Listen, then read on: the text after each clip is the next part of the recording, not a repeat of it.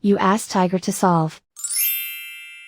This deals with linear equations with one unknown.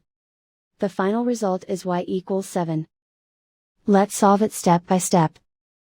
Group all constants on the right side of the equation.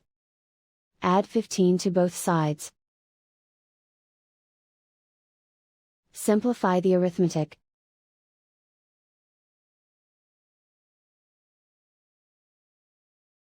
Isolate the y. Divide both sides by 5. Simplify the fraction. Find the greatest common factor of the numerator and denominator. Factor out and cancel the greatest common factor. And so the final result is y equals 7.